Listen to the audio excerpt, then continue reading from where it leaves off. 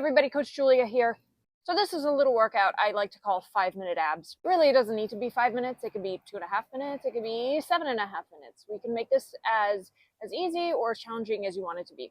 The important thing to note is that if you are a strength athlete, if you are a functional fitness athlete, if you're just trying to get a little bit more fit, we do need at some point targeted and organized core training. So you might already know that you're getting core training when you're deadlifting, when you're squatting, when you're doing the Olympic lifts. However, a little bit of targeted core training is going to go a long way for injury prevention and even things like aesthetics. So here's the protocol. We're going to start off with 30-second intervals of each of the following variations, and you can add whatever you want into these. We're going to start off with a flexion exercise. This might be something like a sit-up, a crunch, a leg raise, a hanging leg raise, a toes to bar, anything like that. Then we're going to go into an isometric. Generally, these are going to be things like planks, bilateral, isometric, hollow body, things like that.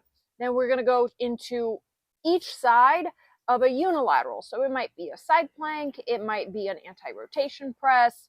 That's all I can think of off the top of my head. And then we're going to finish with a rotation. So we have a flexion, 30 seconds, an isometric, 30 seconds, side one of a unilateral, side two of a unilateral, and then a rotation.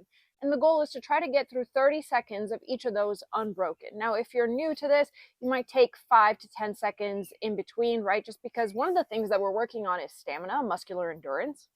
And if this is super duper easy, you get through one round, which is 2.5 minutes with no problems, then just add on and you can either repeat the same exercises or add something else. So here we go.